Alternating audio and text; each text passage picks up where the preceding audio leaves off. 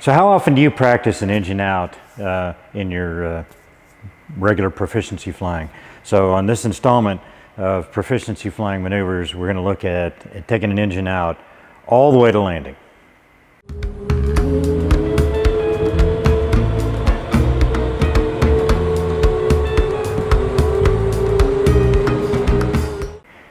Hey, I'm Scott Purdue, and today on FlyWire we're going to talk about taking an engine out, proficiency flying maneuver, all right? But we're going to do it over an airport. We're going to do an engine out, and we're going to take it all the way to landing. We're going to start, I think I was probably about 4,500 feet or so above the ground when we started the glide, when we started the practice.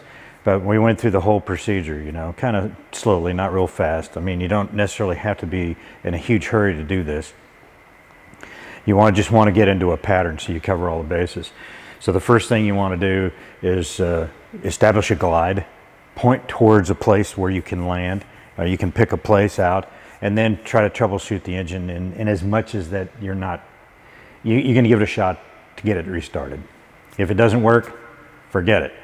And especially at 4,500 feet, you don't have a lot of time. If you're at 10,000 or above, man, you got some time to work this issue a little bit more detailed, but not a lot, not a lot. Okay, so we're going to do that. We're going to try to get it started. If you can't start it, okay, fine. We're going to commit to the glide and the forced landing. Okay, we're going to change our focus, and we're going to laser focus in on that forced landing issue. So then what we're going to do is pull the prop back. If we still got oil pressure, we should be able to change that, and that'll reduce our descent rate. Now, glide speed. What glide speed do you want? Well, it really depends on if you're trying to get somewhere. You need to get a little bit further towards that field, or if you're just looking for time. Basically, the field is where you are. My normal suggestion is that where I'm sitting, I look through the wingtip and I look to the ground. And then I kind of an arc around the nose to the other wingtip, and somewhere in there is where I'm going to land, okay? I'm not going to believe ForeFlight necessarily, or Garmin Pilot with their glide ring, because that is where I can glide all the way to the ground, okay? It's not where I can successfully land the airplane. It's where I can intersect the ground. So I got to back that back up a little bit, okay? So that's my WAG here. That's what I'm going to look at, all right? Can I make that? And if I'm going to use Garmin Pilot or ForeFlight or the glide rings and those things, then what I'm really going to do is about half of that glide ring is what I'm going to take, all right? So today we're going to do this, and we're going to see if we can land successfully at Cleburne Airport. I got a little bit of problem with the clouds. I got to dodge some clouds, so it's not going to be trivial. So stick with this one, and we'll see how it works out. All right, I'm at about 70, 65, 70 knots, so I'm doing the engine out, glide, and Cleburne right there. So if something happened, if bad happened, then it would be fine. So in this instance, since the runway's right there, I'm more interested in time, not in best glide. So about 81-ish is, 76 is, if you remember, is pretty good men sink speed.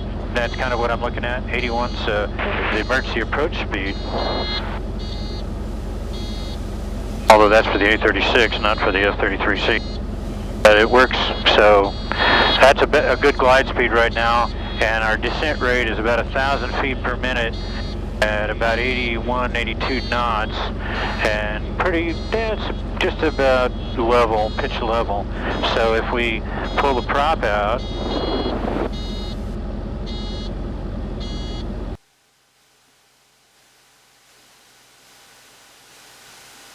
right, so we committed to the glide, and if we actually had this, we point towards the landing field. We got best glide set up, we got trim set up. Then we'd see about switching tanks, run to the mags, and then let's see. 2 Tango X-ray left. Run to the mags, go over here and turn the pump on and see if you can get a restart going. Okay, and if that doesn't work now, you're absolutely committed. Pull the prop back and off we go. Today we're going to skip that one part of it. So now we're doing. It's settling down at about 76 mid-sink speed, about 700 feet per minute. That's pretty good. I'm going to go ahead and ease the prop back in. That's about 2,000 feet.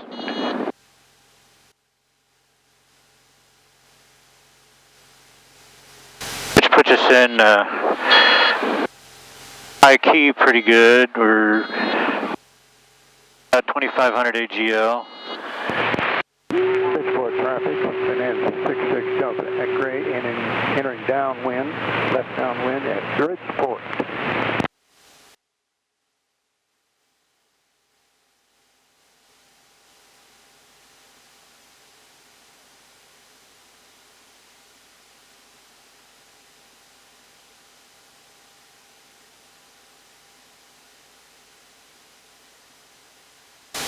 Sleep back at 55, 2,300 for 2,500 departing the field to the north, Catamount Fox Call, back at 55.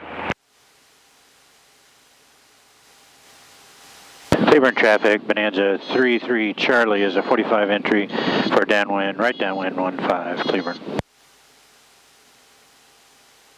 Alright, according to the high key, etc., you're supposed to lower the gear at about 2,500 across the field and simulate that.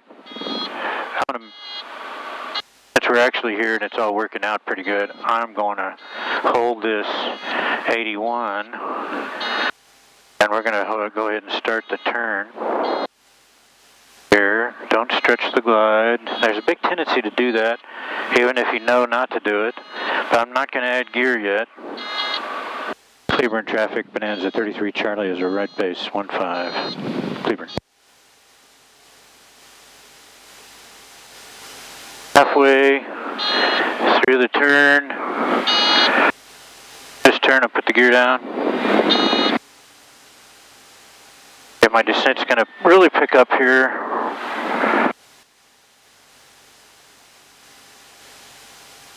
Gear's down, speed's good. Gear's down.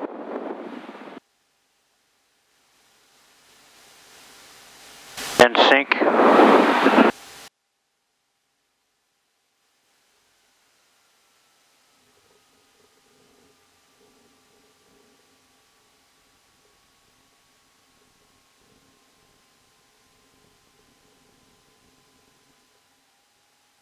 Well, that was it.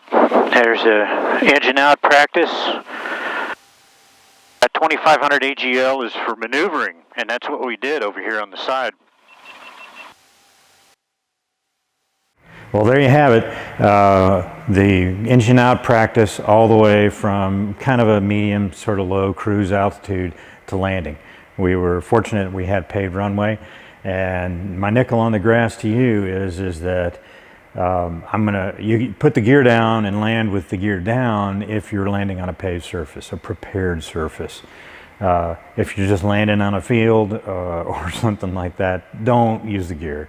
The statistics really point out that if forced landings are done off airport on unprepared surfaces, usually there's a fatality in the airplane with the gear down. Not always, but usually. And very rarely is there a fatality, sometimes injuries, depending on the terrain, if you land gear up. A lot of times, if you're going to land in a field, the airplane's going to be reusable with minor damage. So remember, the airplane's number one job is to get you on the ground in one piece. Not you get the airplane on the ground in one piece. Its job is to get you on the ground in one piece. And my nickel, stretch it out a little bit, it's getting real thin here, but practice this. Put this in your rotation for practicing it. It's up to you about what you feel like your proficiency is. I do this quite a lot. I guess it's becoming a bit of a soapbox for me, but anyway, there you have it. And if you're going to practice this over an airport, make sure it's not a busy one so you can fit into traffic or be ready to knock it off. And but it's really good thing to do, really good thing to get proficient at. So thanks for watching. I appreciate it. I hope you liked the video. If you did, hit subscribe right there. Hit the like button. That really helps. And you can also hit the bell for notifications if you like to hear about the next time a video comes out from FlyWire. And I've got a Patreon page set up, and you can see a link right down here below for Patreon if you want to help out the channel. I appreciate that a lot. It isn't really cheap to do all this stuff. So anyway, thanks for watching, and we'll see you next time on FlyWire.